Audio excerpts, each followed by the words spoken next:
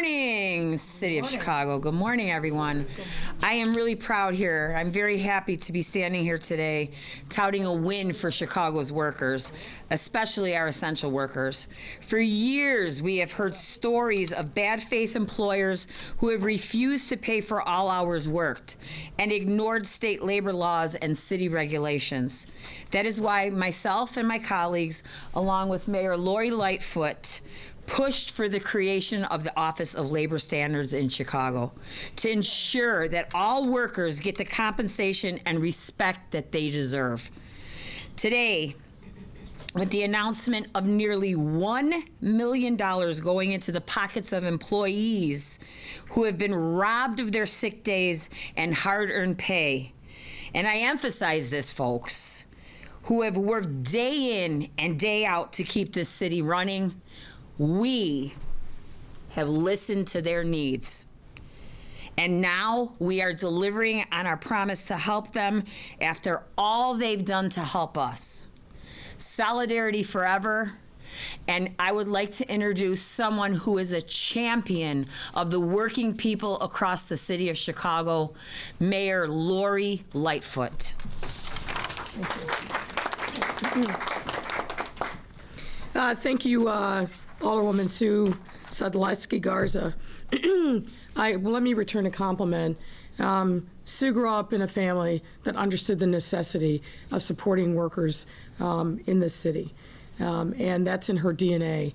And she has led this fight to City Council, and particularly as the chair of the Workforce Committee. So Sue, thank you so much for your partnership, all of your hard work, constantly being our conscience on all things related to working families in this city. Thank you. Thank you. We owe you a debt of thanks.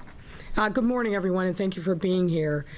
In addition to Alderwoman Garza, let me also recognize Business Affairs and Consumer Protection Commissioner Rosa Escarino. In one of her last acts, we wanted to make sure she was here for this important moment. BACP Director of Labor Standards, Andy Fox. Chicago Federation of Labor Director of Legislation, Andrea Kluger. Women Employed President, Charita Ellens. BCTGM, that is a mouthful. Local 1 Financial Secretary Treasurer, Beth Zavala. And Mondelez worker April Flowers Lewis, and Burger King worker Alba Roman, and all the other men and women who are standing here united in this fight to make sure that workers get a fair shake in the city of Chicago. Over the last 16 months, we've worked diligently to help our businesses and workers survive this once-in-a-lifetime crisis, which has forced business owners and their employees to shift to new ways of working in a time marked by crisis and uncertainty. In some cases, these shifts have been difficult, but have allowed operations to continue and have kept workers safe and, importantly, employed. But in other cases, they have exacerbated longstanding challenges that jeopardize the physical and financial well-being of our workers, and challenges that include benefits being withheld, wage theft, and more. And now more than ever, especially as we are hoping to put this pandemic in the rearview mirror sooner rather than later, we must make sure that we prioritize our recovery. The recovery of us as a city from the trauma and emotional hardships that people face, the trauma imposed upon our businesses, but also the trauma imposed upon our workers. Recovery means all of us moving forward together to a better, brighter future. We also put measures in place that will improve how business is done and how workers are treated in Chicago once and for all. That's why I'm also pleased to stand here to share today that the Office of Labor Standards, which enforces wage raises, handles wage theft, and more, has won nearly $1 million. That's $935,000 in restitution for almost 3,000 workers through 2 recent settlements involving paid sick leave violations. $1 million, folks. These settlements, which are 2 of the largest cases since the creation of the office, further prove our commitment to ensuring our workers are guaranteed the rights and protections afforded to them by our landmark labor laws. In the first case, the Office of Labor Standards investigated Tri-City Foods, which is a holding company for Burger King restaurants, and found that the company failed to grant paid sick leave to 2,473 employees at 40 Burger King locations from July 2017 to November 2020. After completing its investigation, the office entered into a settlement agreement just last week on July 21st, which requires Tri-City Foods to pay a fine of $100,000 to the city for violating our paid sick leave ordinance and, importantly, pay $458,931 in restitution to the covered employees, which they will receive over the coming months. That's good news. I also want to take this moment to point out something important. This violation was brought to the office's attention through a brave essential worker who called 311 to file a complaint. And I want to thank them for their courageousness in taking the initiative and helping bring about justice for themselves and their fellow workers. When you are paid in a minimum wage job, when you worry about your job and living from paycheck to paycheck, it takes a lot to stand up and assert your rights and say something here isn't fair. And this is a big deal, and this person's taking the initiative means not only that person is covered, but the workers are covered to the tune of almost $500,000. The second case that was settled by the Office of Labor Standards involved Mondelez International. The office found that Mondelez similarly did not pay paid sick leave to 465 employees from 2017 through early 2020. And on May 20th, 2021, the office entered into a settlement agreement through which Mondelez will provide restitution totaling $476,083 to covered employees and pay a fine of $95,217 to the city of Chicago. Thankfully, Mondelez moved swiftly to correct this violation, and furthermore, it fully cooperated with the investigation and has begun to send out payments to the impacted workers. To those that are tuning in right now, if you also haven't been granted paid sick leave and any other rights into which you're entitled, please do not hesitate. Call 311 or visit chicago.gov/labor standards. So call 311 or go on the website and email, go to the website chicago.gov/labor standards and lodge a complaint. Whether you choose to call or visit the website to report unfair labor practices, know that your identity will be kept anonymous. It's all right.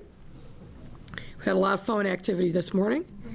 Know that your identity will be kept anonymous and that your courageous act will result in a full investigation of your complaint. In addition to paid sick leave, the Office of Labor Standards also enforces a number of worker protections, including a number of protections in the recently passed Shy-Biz Strong initiative, which are going into effect in the coming days. And let me talk a little bit about that. For example, this Saturday on July 31st, Chicago's first ever wage theft law will go into full force and effect. Wage theft is unfortunately an all too common occurrence, especially for low-wage workers. In fact, a recent study estimated that $400 million in wages are stolen from Chicagoland workers by bad faith employers every year. And let me say right now, we will not tolerate this in the city of Chicago. People work too hard, and they need and deserve to get their fair earnings in their wages. And so if you feel like your employer is not being fair, not paying you what you have earned, please do contact the Office of Labor Standards. With this new law in place regarding wage theft, the Office of Labor Standards will be granted with even greater ability to prevent wage theft and recoup stolen wages. Additionally, just one day later, on August 1st, the paid sick leave ordinance will be expanded to allow workers to use accrued paid sick leave to take time off to care for a loved one, a family member, for any reason, and particularly when one is suffering from health or behavioral health issues. Also on August 1st, the minimum wage ordinance will be enhanced for all domestic workers, going up to $15 an hour and putting them on par with every other classification of workers. And to ensure that workers in chain businesses are paid the correct minimum wage. Chicago has and always will be a city that is welcoming to the working families. Working families built this city. Working families are a critical part of our DNA, and we can't be a world-class city if we are not supporting working men and women. We will not leave them behind, and more to the point, we will continue to look for ways to enhance their quality of life and make sure that the workplaces in which they toil are beneficial to them and not just to their employer. So let me give a special shout out to the Protecting Workers Working Group, whose advocates provided many of the recommendations at the foundation of our worker protections in our Shy Biz Strong initiative. I want to give another thanks to my friend and colleague, Sue Garza, and the rest of our automatic partners for their continued collaboration for helping pass these critical pieces of legislation. And I've got to give a thanks to a warrior in this work, Bsap Commissioner Rosa Escarino. We will miss her. 35 years of service.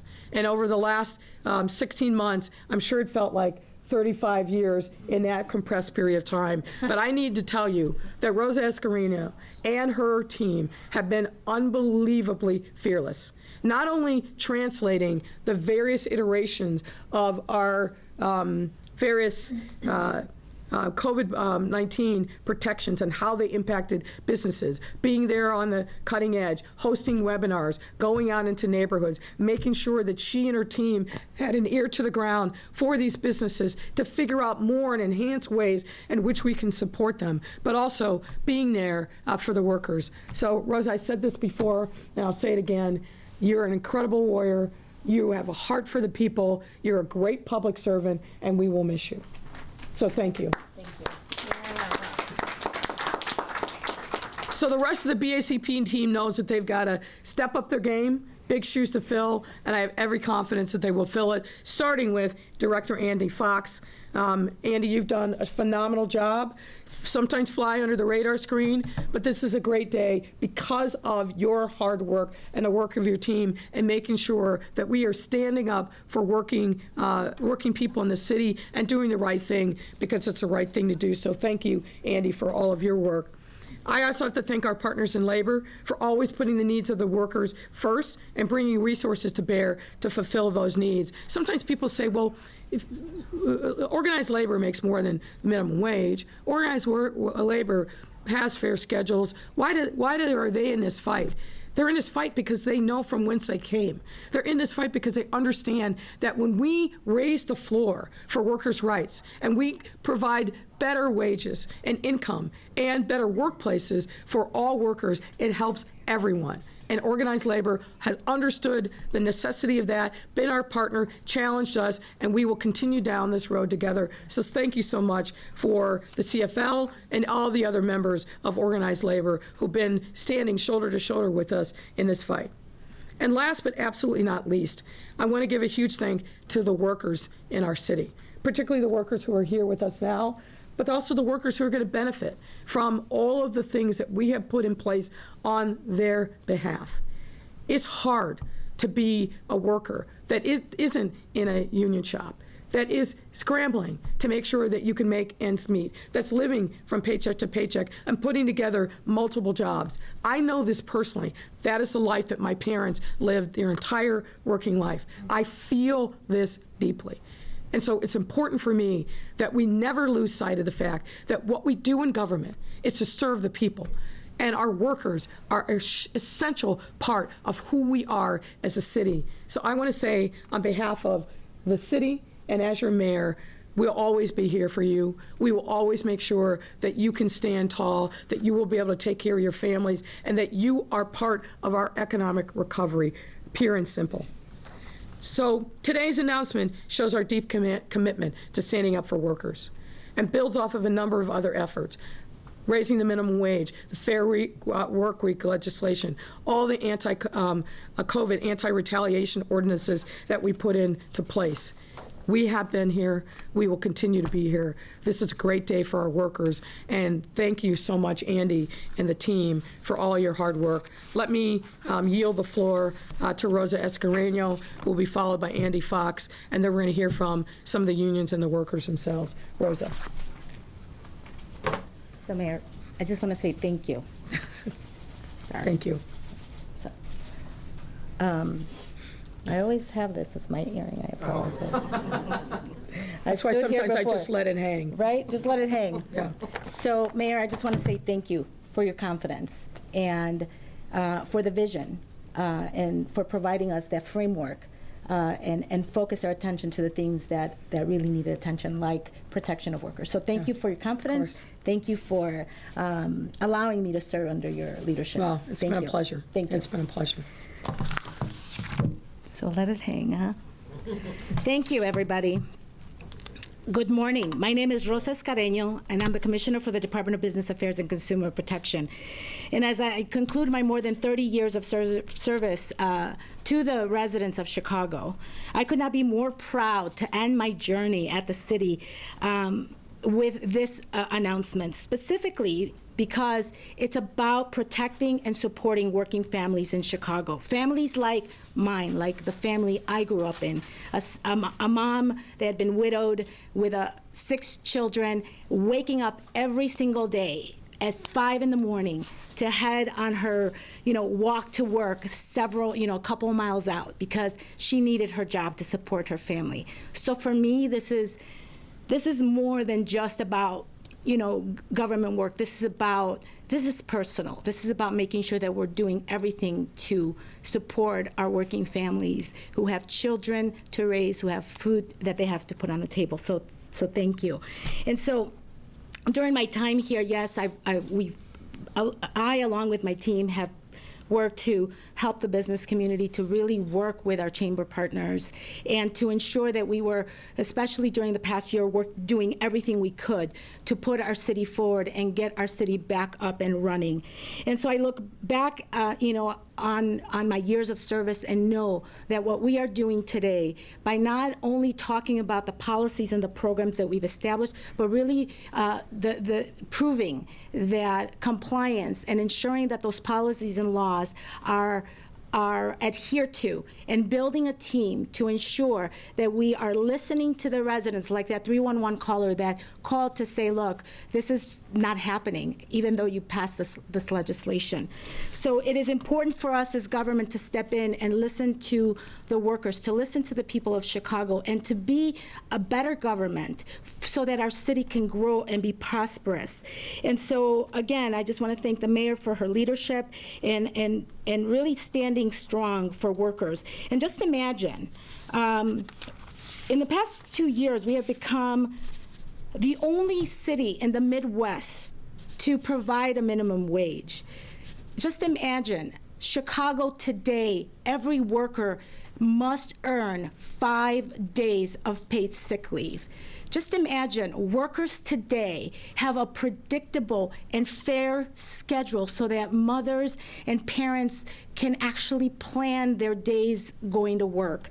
So just imagine that we are going to be able to protect wage theft. Imagine those things. Over the last couple years, what a wonderful time it is for workers here in Chicago. What a great way to show that Chicago and the Chicago economy will be stronger and can lead, be a leader and can be a model for other cities. And for those workers, near or far, who may not be seeing these benefits, Chicago is the place for you. We need the workers here, and so we're proving to you that as a city, we care about the workers that work in our city, that they deserve a fair wage, that they deserve good scheduling and predictable scheduling, and furthermore, into the Shibe Strong, we really are paving the way for even more great things to come. So I want to thank the mayor over the past 2 years in establishing the Office of Labor Standards, it was important for us to hire someone that knew labor and had worked in labor before, and therefore we brought on Andy Fox. So thank you, Andy and the team, for the work in these two cases, which just show the strength of this office. And so I just want to say a couple of words in Spanish. Le quiero dar las gracias al alcalde Laurie Lightfoot por darme por tener la confianza en mí de hacer el trabajo que yo he hecho. Y hoy es un día muy orgulloso para mí, porque es el día que estamos anunciando todos los beneficios de las leyes laborales que protegen a los trabajadores aquí en Chicago. Y para personas como mi mamá, que se levantaba a las 5 de la mañana para proteger y apoyar y soportar a su familia, hay tantos trabajadores allá afuera que necesitan estas leyes que los protejan y les traigan los beneficios para que Chicago sea una ciudad de trabajadores, una ciudad más progresadora, y queremos seguir con pasos adelante. Con eso le doy las gracias a todos ustedes por darme la oportunidad de servirlos a todos ustedes. Con esto, now I want to turn it over to Andy Fox, who is our Director of Labor Standards, and thank you to the media for all these years of putting up with me and for just being gracious to me during this time. Thank you. Andy?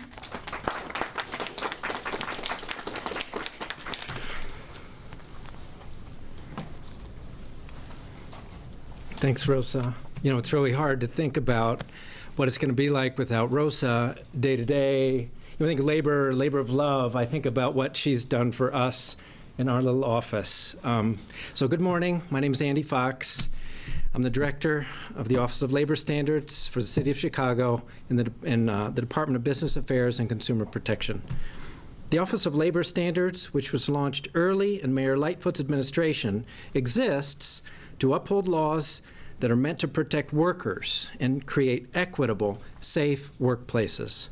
As director, my job is to make sure workers of all types in all industries are given the protections they deserve.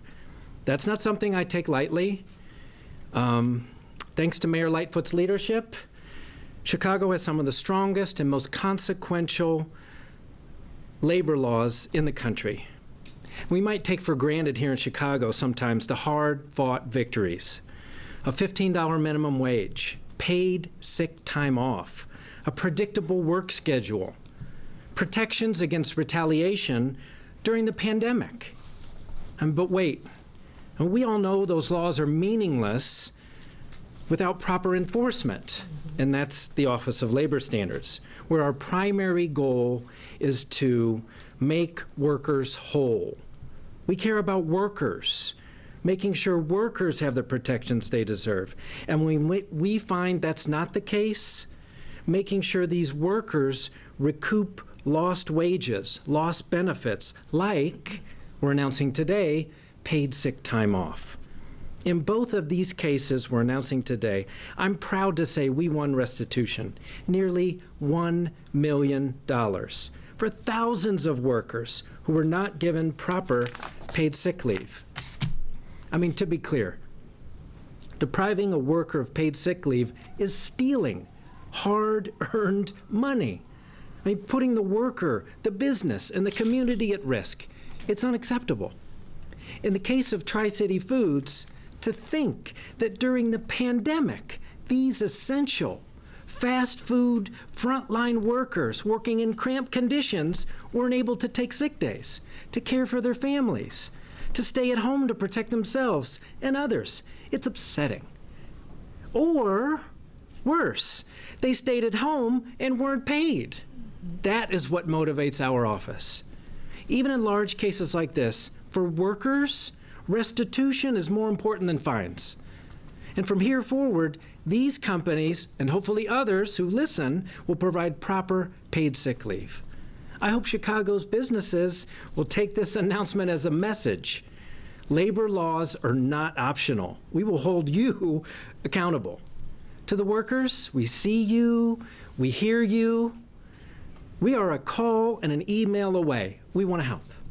Before I close, I want to take a minute to thank Commissioner Rosa Escarino. On the eve of her well-deserved retirement. It's been an honor working for you, with you, every step of the way from the first day we launched this office. Rosa was zooming along with us nearly 2 years ago today. So, thank you. Chicago's businesses and workers have lost their fiercest advocate. But we will keep fighting to make sure your legacy lives on. Thank you, Commissioner. Now I'd like to introduce our next speaker, BCTGM, Local 1 Financial Secretary Treasurer Beth Zavala. And FYI, Beth pushed the office to deliver and held us accountable throughout the process.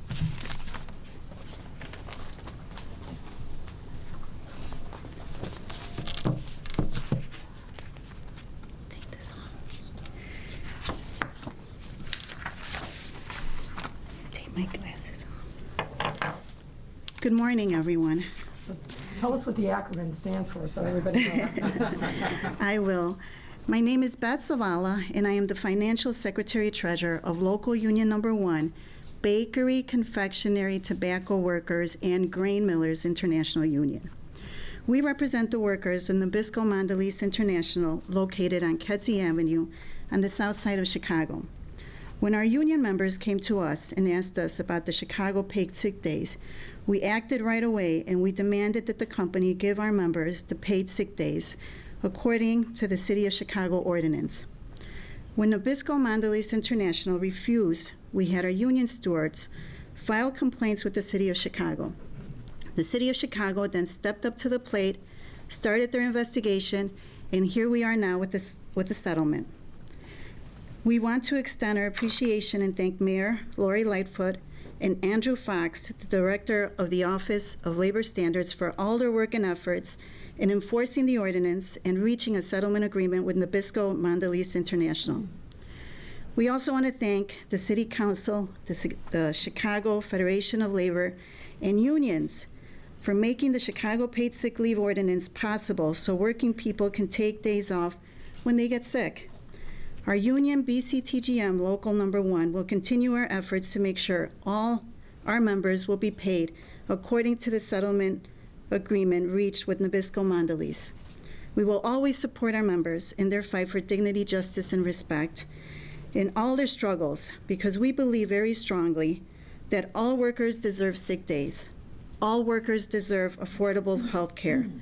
All workers deserve fair pay, and all workers deserve a fair work schedule. Local Number 1, BCTGM, will continue to work with the City of Chicago to support all working families. And I'm also going to say the same thing very quickly in Spanish. Mi nombre es Beth Zavala, soy la secretaria tesorera del local número 1, BCTGM. Nosotros representamos los trabajadores de Nabisco Mondelez International, localizado en la Avenida Sur, en la Avenida Kedzie, en el sur de Chicago. Cuando nuestros miembros hablaron con nosotros y nos preguntaron sobre los días de enfermedad de la ciudad de Chicago, enseguida hablamos con Nabisco Mondelez y que les diera esos días de enfermedad de acuerdo a la ordenanza de enfermedad de la ciudad de Chicago. Cuando Nabisco Mondelez se rehusó, nuestros delegados gremiales hicieron una queja con la ciudad de Chicago. La ciudad de Chicago se movilizó, hizo una investigación y ahora estamos aquí con un acuerdo. Queremos agradecer al alcalde Laurie Lightfoot y el director de OLS, Andrew Fox, por todos los esfuerzos enforzando la ordenanza y llegando a un acuerdo con Nabisco Mondelez International. También queremos agradecer la cónsul de la ciudad, la Federación de Labor de Chicago y las uniones que hicieron que la ordenanza de días de enfermedad sea posible para que trabajadores puedan faltar cuando están enfermos. Nuestra unión, la BCTGM, Local Unión Número 1, continuará sus esfuerzos para que nuestros miembros sean pagados de acuerdo al acuerdo que se llegó con Mondelez International. Y nuestra unión siempre apoyará a nuestros miembros en su lucha para dignidad, justicia y respeto. Nosotros apoyaremos todos sus esfuerzos porque los empleados tienen derecho de seguro médico accesible, todos los empleados tienen derecho a un pago justo, todos los trabajadores se merecen un horario de trabajo justo y todos los trabajadores se merecen días de enfermedad. La BCTGM Local 1 continuará a trabajar con la ciudad de Chicago para apoyar todas las familias de trabajadores. Gracias.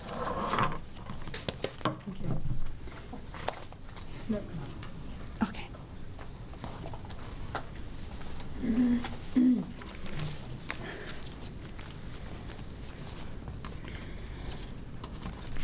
Buenos días. Mi nombre es Alba Román. Trabajo en Burger King. Soy líder en la lucha por 15 y una unión. He trabajado 18 años en comida rápida. Good morning, everyone. My name is Alba Roman. I work at Burger King, and I'm a leader in the Fight for 15 and the union. I've worked 18 years in fast food. ¿Sí? Ahora mismo estoy en uno de los Tri-City Burger King que no nos pagó por tiempo de enfermedad.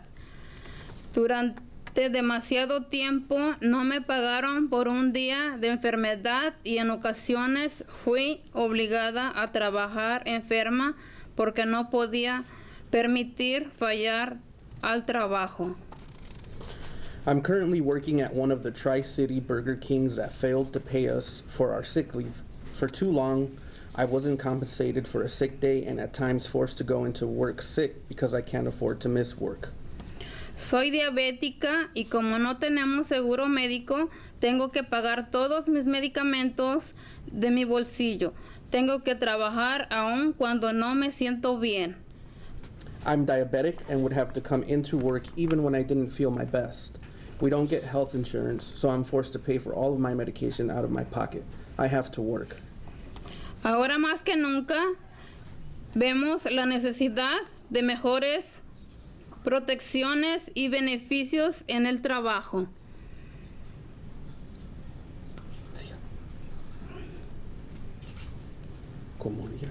Como días de enfermedad pagados mientras arriesgamos nuestra salud en el trabajo durante esta pandemia. Now more than ever, as we risk our health on the job, working during the pandemic, we see the need for better protections and benefits on the job, like paid sick leave. Hoy celebramos esta gran victoria para los trabajadores de comida rápida en la lucha por 15 y un sindicato alrededor de Chicago. Today, we celebrate this huge win for fast food workers in the Fight for 15 and a union and around Chicago. Nosotros en la lucha por 15 y un sindicato sabemos la importancia de hablar y alzar la alarma a compañías como Burger King por no seguir las reglas. We in the Fight for 15 and the union know the importance of speaking out and calling companies like Burger King out for not playing by the rules. Gracias a Andy de la Oficina de Normas Laborales y a la alcaldesa Lightfoot por invitarme aquí en nombre de todos los trabajadores de comida rápida de Chicago. Thank you to Andy at the Office of Labor Standards and Mayor Lightfoot for inviting me here on behalf of all of the fast food workers across Chicago. Agradecemos el apoyo para responsabilizar a esta empresa y ayudarnos a asegurar días de enfermedad pagados, así como el pago atrasado por el dinero que no nos pagaron. We appreciate the support in holding this company accountable and helping us secure the paid sick leave we're entitled to, as well as back pay for the money they intentionally withheld from us. Este es otro ejemplo más de por qué los trabajadores necesitamos una voz en el trabajo a través de un sindicato. This is yet another example why workers need a voice on the job through a union.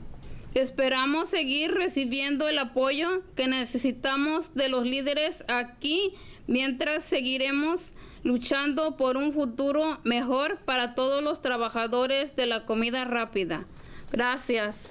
We hope we continue getting the support we need from leaders here as we keep fighting for a better future for all fast food workers. Thank you.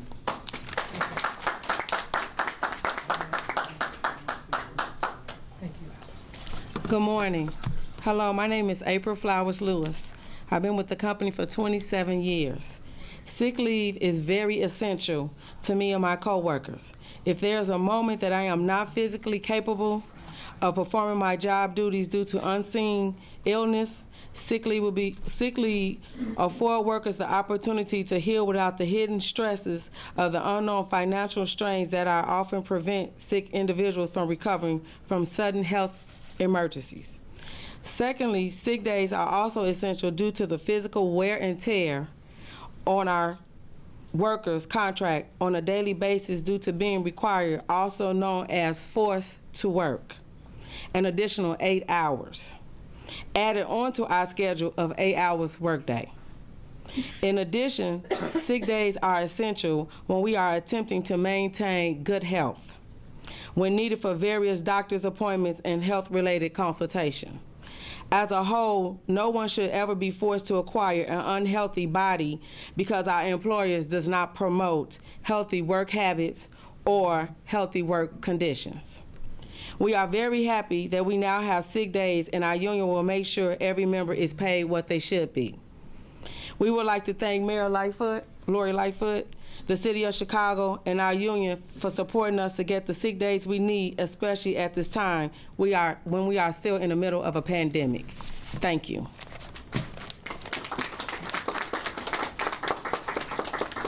And let me say one last thing before I take your questions.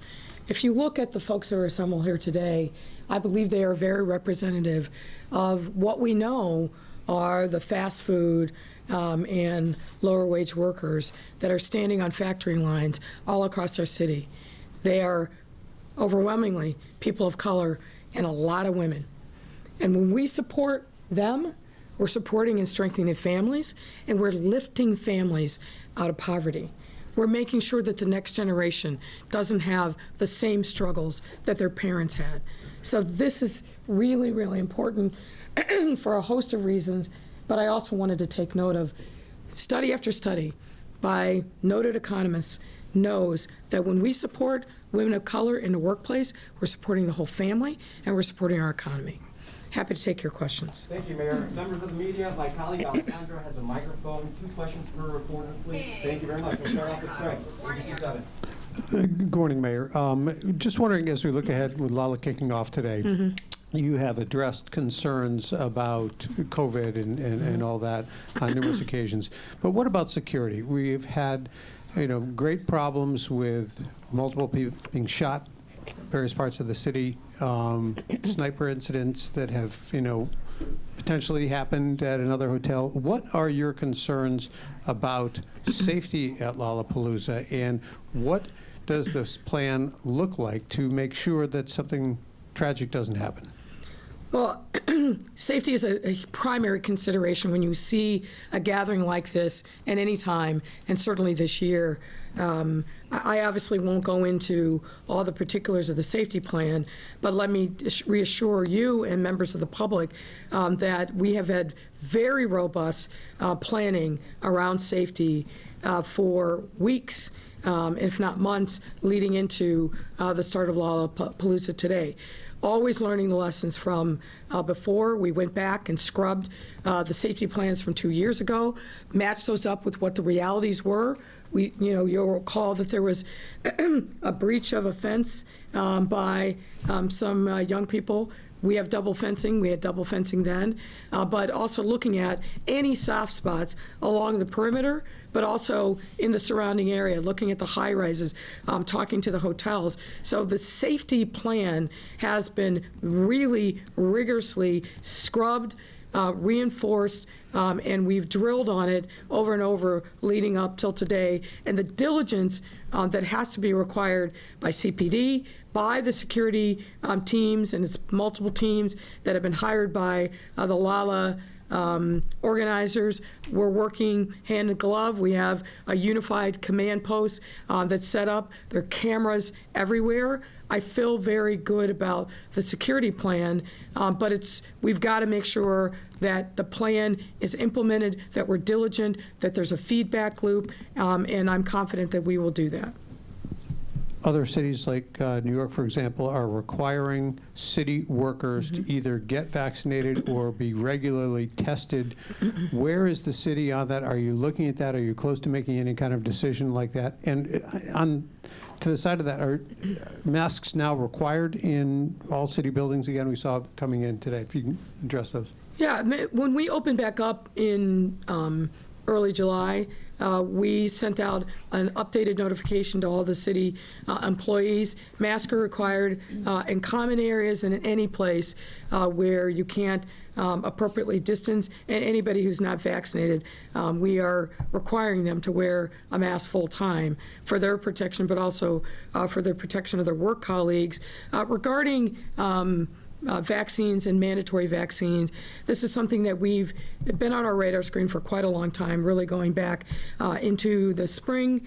We've had more recent conversations about it. We're starting the conversations with the public unions that represent city workers, and we'll be making announcements soon. I don't have a particular date because we need to make sure that we have those conversations, but we're looking what's been done. New York, I think, was probably the first big city to come out with a mandate there. It's mandatory vaccines or weekly testing for those who are not vaccinated. The federal government, I think, has or will soon be making a declaration about mandatory vaccines. So we're looking at what's happening in other circumstances and crafting a strategy that works for Chicago. But we'll be making announcements shortly. Mayor, Dana Kozlov, CBS. Thank you. Hi, Mayor. Hi, how are you? Fine, thank you. Regarding the Chicago firefighter that was charged with rape and then allowed to stay on the job, in your statement yesterday, you called the fire department's initial response offensive, and you said there will now be additional training and a review of city policies when it comes to domestic violence and gender-based violence. Will the review of policies include implementing accountability, as many victims advocates say is absolutely necessary, and what might that look like? Well, obviously the individual who was criminally charged is entitled to his day in court, and obviously a presumption of innocence. Nonetheless, he's a city employee, and we have for a long time, certainly preceding my time as mayor, and I know this from my prior work at the police department, but also as the president of the Chicago Police Board. The criminal standards are one thing. There's a separate set of standards that must be met by any city employee. That's why in my conversations with the commissioner, I said a number of things. The comments that were made by the spokesman were deeply offensive to me, and I know to other people that I heard from across the city, both in and outside of city government. And let me be very clear about this. This is not 1970. It's not domestic, so therefore we have a different set of standards. Murder is murder, rape is rape, regardless of where it occurs, on duty, off duty, we're going to treat it the same. And the allegations against this individual are very serious, and that's why there must be a robust and thorough internal investigation of him, and it need not wait until the criminal charges play themselves out. If he violated internal rules, then he has to be held accountable and disciplined. I was very upset and disappointed with the statements that were made that were attributed to the CFD spokesperson. I think I've made my feelings about that loud and clear. In multiple conversations with the commissioner yesterday, I'm sure she communicated to that spokesperson, we will not tolerate that kind of ham-handed, offensive comments coming from a city spokesperson. That is not consistent with our values. I've hired a person and we're building out a framework to address gender-based violence. Over the course of this pandemic, gender-based violence has skyrocketed, not just in Chicago, but across the country. We need to focus on that. We need to highlight the fact that that is happening and provide additional supports to the victims. But when a city employee, a spokesperson, says the kind of things that they said yesterday, that shines on all of us. And it is inconsistent with the messaging and the supports that we've been trying to build for victims of gender-based violence. So yes, of course, clearly there needs to be more training. Darcy Flynn, who's our lead on this matter, who's here with us this morning, will be running point on that. And we need to make sure that everybody in city government, and certainly people in positions of influence, understand the seriousness of this issue, what our responsibility are, both in reporting, but also the way in which we talk about it makes a difference. And I want to make sure that we're on point on these issues. A follow-up, and this is regarding a case I talked about, or I reported on about a year ago, about a Chicago firefighter. You said murder is murder. A Chicago firefighter who left the firehouse, went home, had an altercation of some sort with his wife, and ended up running her over with his car and killing her. The investigation took days, tops. And it was ruled an accident. And to your point, that same spokesperson, off camera, not part of the statement, described it. Dana, it was a domestic, but she's dead. Her family still has many questions and wonders why this investigation was a matter of days and there was never any consideration for any charges. So with that, would a case like that, in your opinion, deserve a second look within the Chicago Fire Department and possibly within the Chicago Police Department? Well, I am not familiar with that case, but now I am. And so I can assure you that we will be taking a second look at that. And let me just focus on the word domestic. I said yesterday, I don't want to hear that word. Because what that suggests is that we have a different set of standards, a lower set of standards.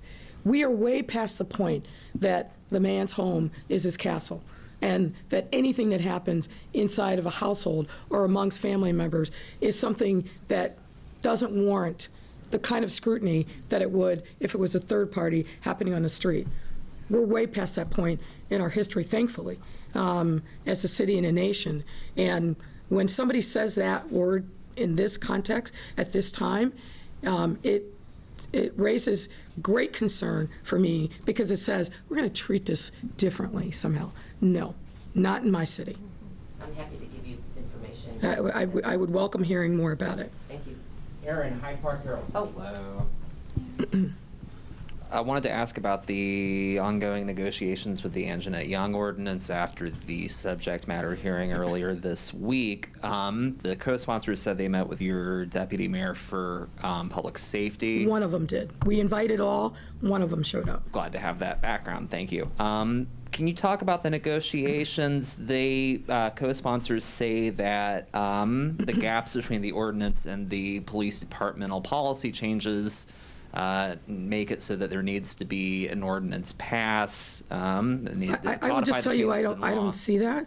And I think if you watch the testimony from the police department yesterday and comparing what this new robust search warrant ordinance does, one that's been vetted by the monitor, the attorney general, put out for public comment multiple times. I think we've got a best-in-class ordinance. And if you look at ordinance or policy? I'm sorry, search warrant general order. If you look at the ordinance, there's a number of challenges with it. It doesn't seem to reflect the realities of police department policies. And the thing that I said to the sponsors is, no one ever talked to anybody that has expertise in policing before this was drafted. No one talked to anybody in the police department before it was drafted. They still haven't. They didn't take advantage of the opportunity to participate in the public comment. So I'm not sure what the best way for us to move forward. We stand ready to engage with them. I had a personal call with all the sponsors now probably close to 2 months ago. We made a commitment at that time that we would sit down with them, go through line by line, and when we had that, one of them appeared. That was it. So it sounds like you are still ready to make compromise, but you are putting the ball in their court. Well, the ball is in their court. I think we've got a great, very solid policy that's been vetted by policing experts, been vetted by the independent monitor, and it is in effect. There's been a sea change in the city policy since 2019 in February, when the officers entered Anjanette Young's home. We've come a long, long way from there. So I'm I'm certainly willing to listen, but they've got to come with some concrete recommendations on how we can better improve the existing policy, and I'm waiting to hear that from them. The second question may be best for the commissioner. Congratulations on your retirement, by the way. But it sounds like from what I'm hearing right now, the infractions that are investigated have to be reported by the workers themselves. And I get that they can be done anonymously and that kind of thing, but I wonder, is there any way that the city is going out and investigating, and just, best practices, Right. watchdog kind of role to see if any of these, employers are committing infractions just as part of due diligence? It is, I would imagine, very intimidating for employers to have to reach out on their own and that Right. kind of thing. So let me just correct what you. supervisory roles are Right. actually there? Let me just correct you on that. If I was It is mistaken, I'm not sorry. we do not need somebody to call us with a complaint. Good. If we are aware through a news story, on our own, if we come across this kind of an issue, we take proactive actions to investigate. What we do need is we need an actual complaint to actually begin proceedings. But it is our job to pursue that. We certainly take all the 311 calls that come in, and we initiate investigations based on that. But if we see a news story, if we hear about it, or if we learn about it through some other means, it is our job, and the ordinance gives us that authority, that ability to actually go and pursue those investigations. We do not wait. We are being proactive as well. Good to hear. Thank you. Okay. Mary Ann Ahern, NBC5. Commissioner, you might want to stay for this. This is a question from Heather Sharon. I'm not sure if either of you want to comment. Her question is, if these cases represent successes of Chicago labor laws, why did it take a federal investigation to help the folks at Tank Noodle, the people that worked at Tank Noodle that also ran into difficulties? Right, and so, this is an issue that we could also absolutely look into.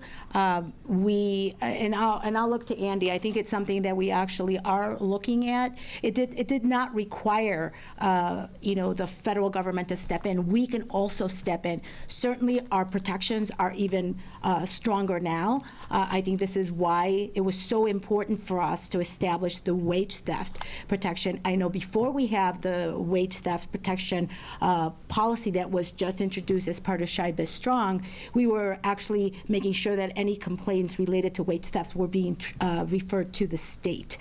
So now with this ordinance, we actually have stronger ability to more specifically and targeted go after these companies. But no, we can absolutely do that now. Did Andy want to add? Andy, you want to add to that? I could. Right, but if it's an investigation. So, Tank Noodle is very egregious. People, at the Protecting Workers Working Group, we have this interagency group, and we've got the U.S. Department of Labor, Wage and Hour Division, we've got Illinois Department of Labor, we've got the Attorney General's office, we've got our office, a lot of advocates at the table, and it's very upsetting. So first off, when we heard about it, we said, what's happening there? What can we do? And I'm pretty sure, having talked with the state Illinois Department of Labor, that they looked at it, and understanding that the federal government has put them through counsel and they're very lawyered up, how much more could we do?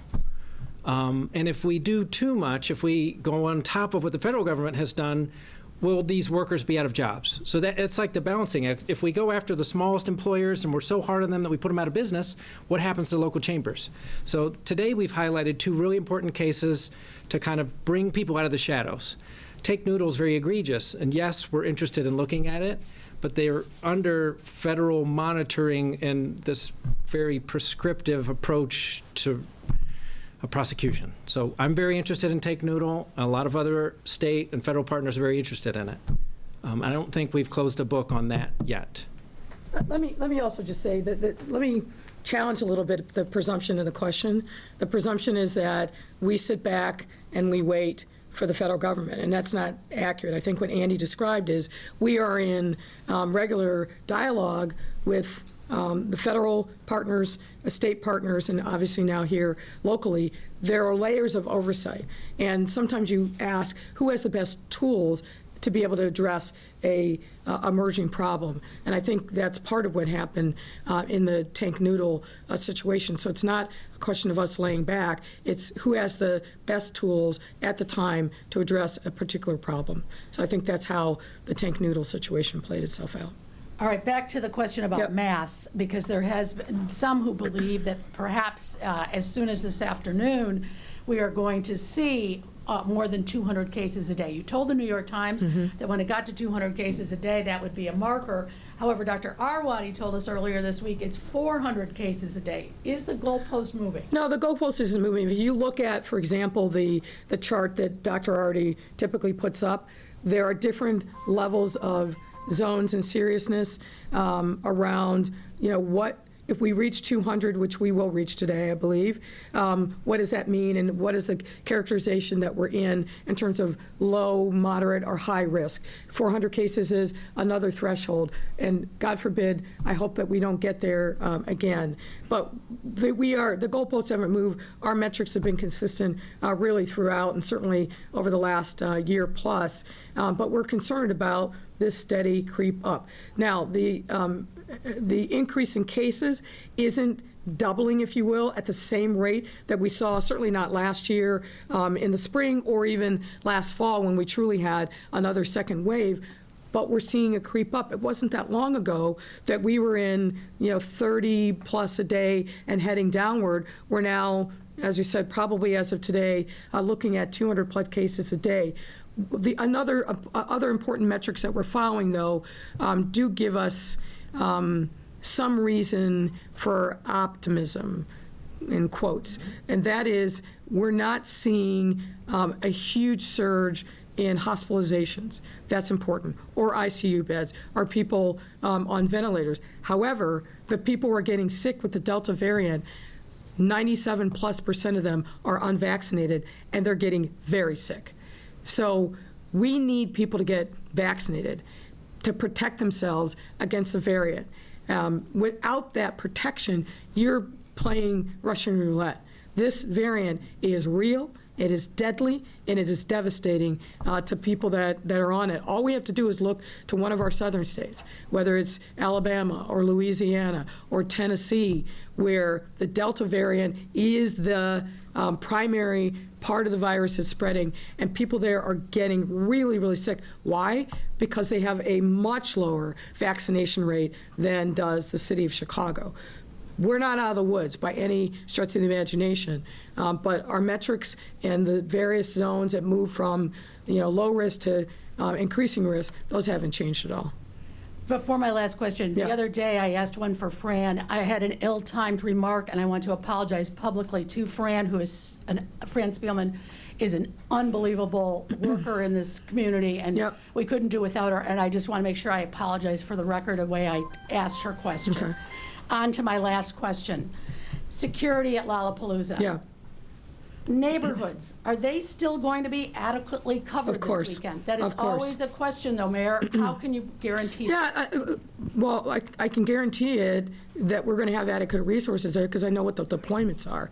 We will never and have never sacrificed the protection of our neighborhoods for some event downtown. And know that with Lala, it's not just CPD. We've got other federal and state and local resources that are on the ground and covering not just the immediate footprint of Lala, but the surrounding area and the expressways. For example, Illinois State Police is stepping up its enforcement activities on the expressways and Lakeshore Drive. So I feel like we have a very solid plan in place, and I care a lot about public safety and security, and have noted myself things that I saw from 2 years ago that we needed to step up in terms of security around the footprint, and that's been implemented. So again, I think we are well protected. I think we've got a good security plan. I think the LALA people have a great plan for public health and screening.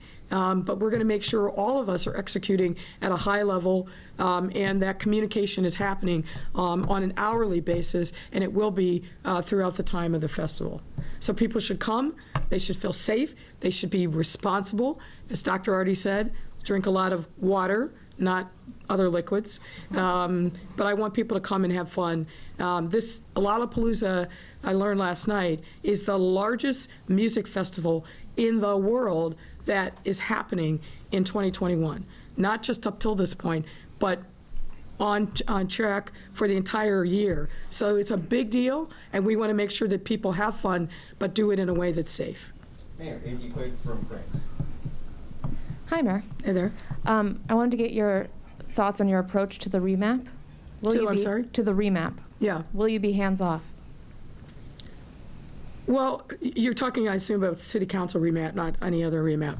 Obviously, the remap in the first instance got to be run by members of city council. But I've made my views on this well known. I've been talking about this now for some time.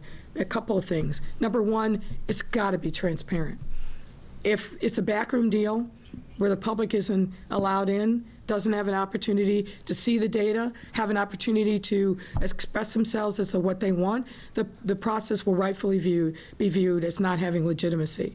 Number two, and it really builds on the first point, there are neighborhoods across our city that have been carved up into 4 or 5 different aldermanic wards. And I understand why some of that is because of population, but when a community, for example, like Inglewood, or Back of the Yards, doesn't feel like it's got true single point of contact for representation, you're going to see what you've seen, which is residents feeling like they don't have a voice because they don't know who they can go to solve some of the problems that they have. So I'm going to be watching this process very closely to make sure that we are being transparent, that the public has a voice, and that we are being responsive to the criticism of the last map, particularly around neighborhood integrity. What are your conditions for a veto of a potential map? Well, I don't think we're going to need to even get to that point. My hope is that the members of City Council who are going to be leading this understand the moment that we're in and the necessity for making sure that it's transparent and that residents' voices are in it. I think it's way too soon, and hopefully we'll never get to that point for me saying, I will veto a map. That's not, way too often on these questions, what we look for is the fight in the conflict. What we need to be looking for is the points of collaboration. That's what I'm emphasizing. And remap is no different. That's a wrap, folks. Thank you very much. Thank you. Thank you.